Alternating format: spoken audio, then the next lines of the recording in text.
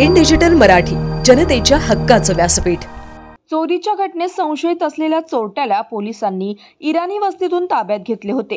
चोरट्याला घेऊन परतत असताना इराण्यांनी पोलिसांच्या पथकावर दगडफेक केली। हा प्रकार कल्याण जवळील आंबिवलीतील इराणी वस्तीत घडला असून या दगडफेकीत एक पोलीस अधिकारी गंभीर जखमी झाला आहे। रात्रीच्या सुमारास मुंबई MIDC पोलिसांनी तौफिक नावाच्या चोरट्याला इराणी वस्तीतून ताब्यात घेतले होते। इराणी वस्तीतून तौफिकला ताब्यात घेऊन काही अंतरावर पोलीस गेले असतानाच अचानक इराणी जमावाने विरोध करत पोलिसांवर दगडफेक करण्यास सुरुवात केली। अचानक दगडफेक झाल्याने पोलिसांनी थेट आंबिवली रेल्वे स्थानक गाठले। मात्र या इराणी जमावाने पोलिसांचा पाठलाग करत रेल्वे स्थानकात देखील पोलिसांवर तुफान दगडफेक केली। यामुळे रेल्वे स्टेशन परिसरात प्रचंड खळबळ उडाली होती।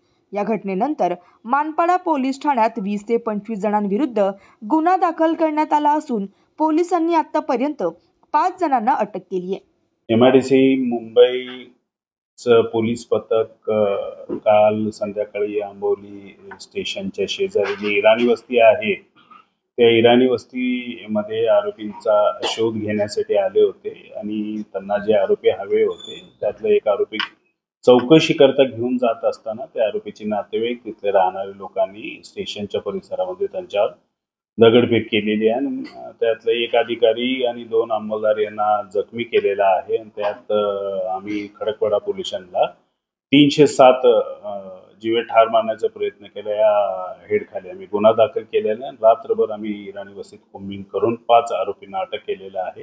उर्वरित आरोपी आम्ही अटक करत आहोत। त्याच्यामध्ये आरोपीचं नाव काय असेल तर बॅकग्राऊंड काय आरोपीचं?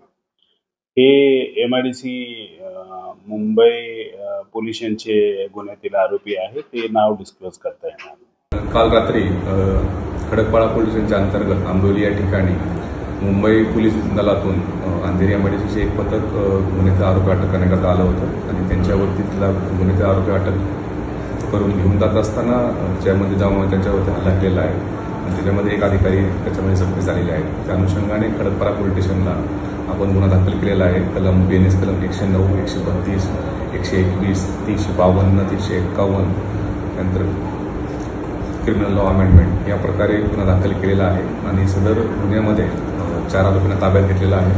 टोटल 20 ते 25 जणांच्या विरुद्ध सध्या गुन्हा दाखल केलेला आहे। त्यापैकी सध्या 4 आरोपी आमच्या ताब्यामध्ये आहेत। इतरही आरोपीचा शोध सुरू आहे।